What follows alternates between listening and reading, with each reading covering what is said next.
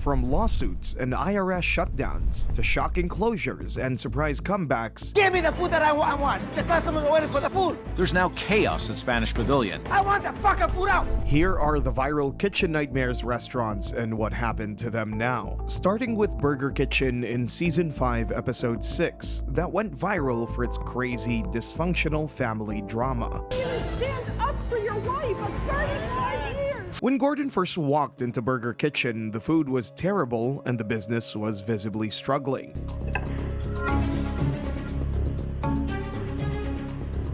Delicious and bland. Greasy, cooked to hell. Damn. Thanks, man. That is dreadful. Dreadful. So sorry. Thank you. It's not your fault. Wow. But nothing prepared him for the family drama behind the scenes. At the center of it all was Daniel Saffron, who was the co-owner and son of founder Alan Saffron. Daniel claimed the restaurant had been built using $250,000 of his inheritance. I told him after the fact. What? I kind of forced him into it by taking his money. And this didn't help with the fact that the menu was all over the place, staff kept walking out, and tension was everywhere. Looking at the condition the restaurant was operating, Gordon made Daniel the acting manager and went all in, bringing in a new chef, a fresh menu, a full makeover, and even a relaunch with local food critics. For a moment, it looked like Burger Kitchen might actually make it. T3, everybody! And it's so nice. It's a keeper. That looks great. It's small, it's dynamic, and more importantly, it is delicious. Wow.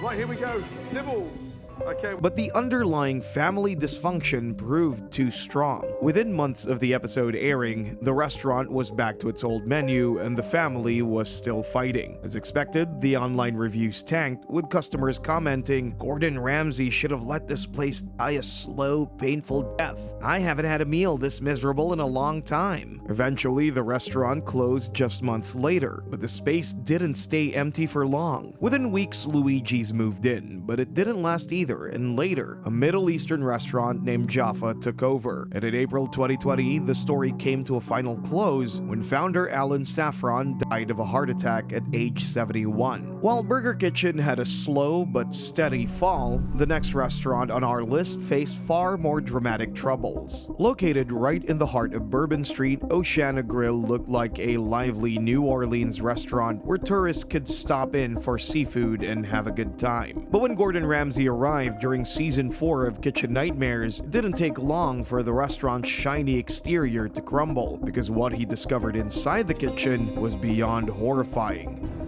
See that? 3 dead mice. Oh.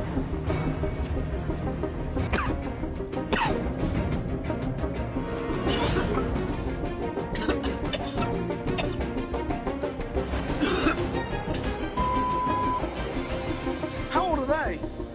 I don't know. But unlike most Kitchen Nightmare restaurants that fell apart, Oceana Grill decided to fight back in the most dramatic way possible by suing the show twice. The first lawsuit came in 2011 to stop the episode from airing, as owners claimed the producers exaggerated and even fabricated scenes. They accused Ramsay and the show of manufacturing drama, claiming that the vomit and dead mice scenes were all fabricated to make Oceana Grill look like a disaster. But the drama didn't end there. In 2018, Oceana filed a second lawsuit after a clip of Ramsay vomiting was posted on the Kitchen Nightmares Facebook page. The restaurant argued that the clip was misleading and defamatory because it didn't correctly reflect the restaurant's current state, and the post was later removed and the lawsuit was eventually dismissed. Eventually, Oceana Grill brought in new owners and staff and launched a bold promotion: free drinks for a 5-star review, which helped flood the internet with positive reviews and rebuild their reputation. Amazing food, amazing service, amazing ambiance. 10 out of 10, definitely recommend. We came here for breakfast and it was awesome. What a fun atmosphere. I look forward to visiting again. This, combined with the Ramsay-inspired upgrades, caused the once disgraced restaurant to make its way back to becoming a success story. Despite all the chaos, dead mice, rotten seafood, and legal battles, Oceana Grill is still open and thriving as of 2025. They have over 16,000 reviews on TripAdvisor and a 4.5-star average rating, and they remain one of the most visited seafood spots on Bourbon Street. While Oceana Grill proved that controversy can make a restaurant famous, Gordon's very first stop in the series shows the exact opposite. When Kitchen Nightmares premiered in 2007, Gordon Ramsay's first US rescue mission was Peter's Italian restaurant in Babylon, New York. The episode quickly went viral for its explosive family drama with Peter, the owner, who was loud, stubborn, and clashed with Ramsay at every turn. Hurricane Katrina, 9/11, what the fuck? I mean, I've never seen something like this. Stop acting like a fucking baby. I'm not acting like a baby, Yes, just you throw are. everything on me because, you know what? Here. I take it, number one, me. I want me. the place clean. Okay, so clean. Fucking story. Clean it. However, what most viewers didn't know at the time was that Peter had alleged past ties to the mafia. But according to reports, he had been kicked out before the episode was filmed. After the show aired, he fell out with a relative who retaliated by telling half of New York that Peter Pasto was an informant for the FBI, a lie that was enough to make the Bonanno mafia family cut him off completely. To make matters worse, the same relative later exposed his lease violations, driving the final nail into Peter's mafia career. Rumors even circulated online that the restaurant itself might have been a front for mafia activities, though no official charges were ever filed to prove it. But the success didn't last long, as just a year after its TV debut in 2008, Peter's Italian restaurant officially shut down. From there, Peter has pretty much disappeared from public view after the restaurant closed down and his rumored mob ties were exposed. The location is now occupied by the Post Office Cafe, a family-friendly eatery with no obvious ties to the scandal that haunted Peter's. While Peter's Italian restaurant struggled to find its footing even after Gordon's help, our next case proves that sometimes a kitchen nightmare restaurant can actually turn things around against all odds. The Spanish Pavilion made its debut in season 4 of Kitchen Nightmares, and what Gordon Ramsay walked into was less of a restaurant and more of a family battle spilling into the dining room. But behind the scenes, things looked even worse, with Gordon discovering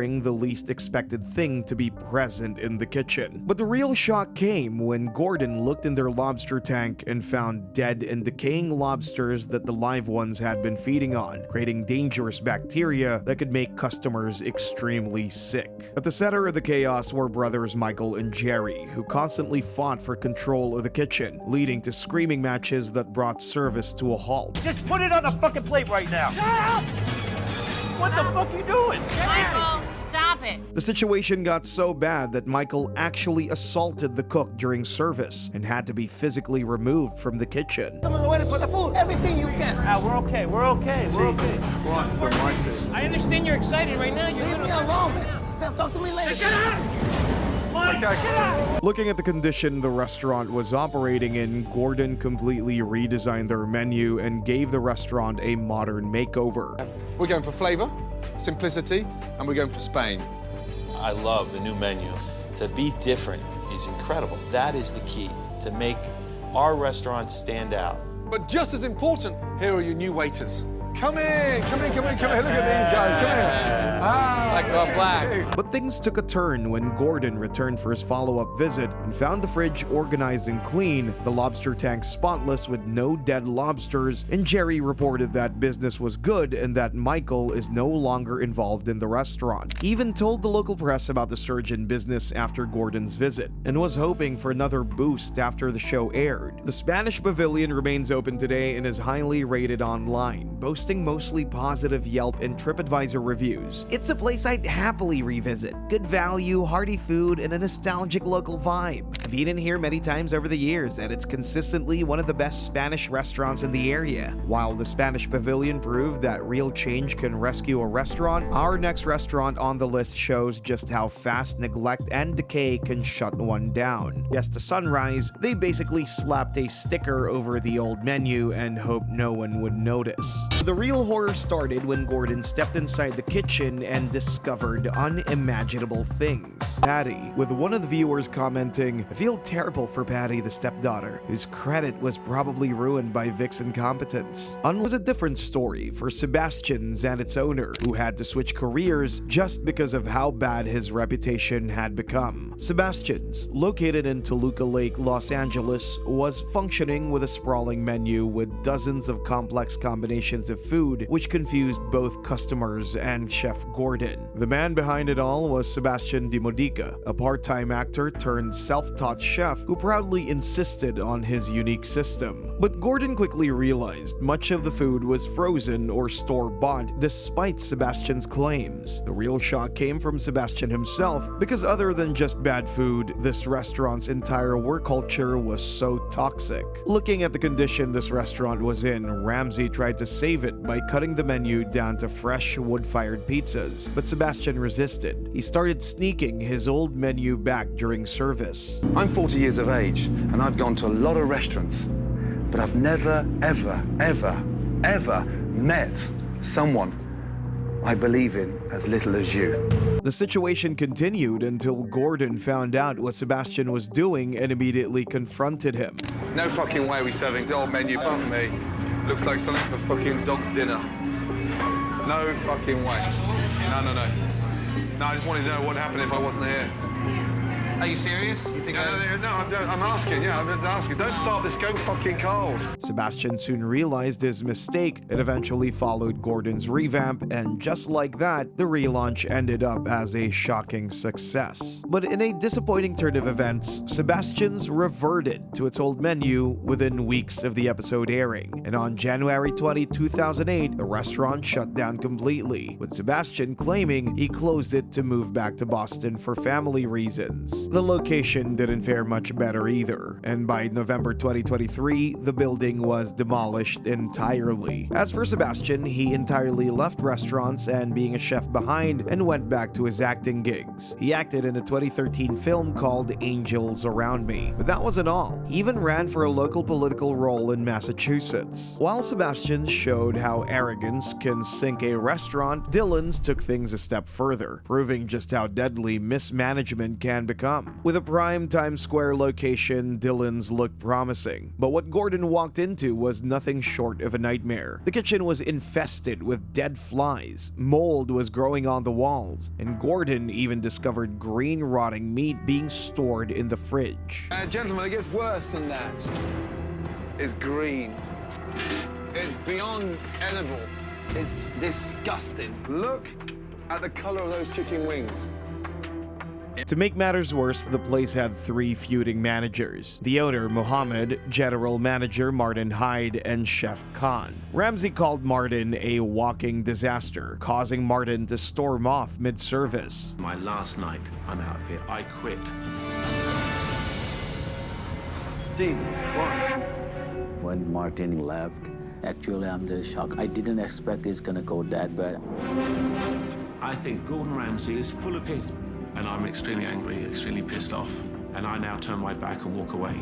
By this point, the restaurant was hanging by a thread, and Gordon knew if he didn't act fast, Dillons wouldn't survive the night. He shut the place down for a deep clean, fired Martin, and rebranded the restaurant as Purnima, with a simplified Indian menu. But despite the makeover, drama didn't stop after Gordon left. Within months of the episode airing, Martin Hyde filed a $3 million lawsuit against Gordon, claiming the show had faked scenes and ruined his career. The lawsuit was later dismissed, but the restaurant's problems only got worse. By 2009, less than 2 years after Ramsey's visit, Dillons Purnima had closed permanently. Online reviews before its closure were bad, with people calling it a ghastly disappointment and a joke for a restaurant. While Dillons Purnima was chaotic in its own right, the next restaurant made even that look tame. This was the most infamous Kitchen Nightmares episode ever. From the moment Gordon arrived, owners Amy and Sammy Busgallo made it clear they weren't looking for help. They were ready for a fight. They clashed with Gordon, their staff, and even their paying customers. Customer complaints were met with shouting, insults, and even kicking people out of the restaurant. Coming, no, it's coming, no. You keep saying that. You've been saying that for an hour.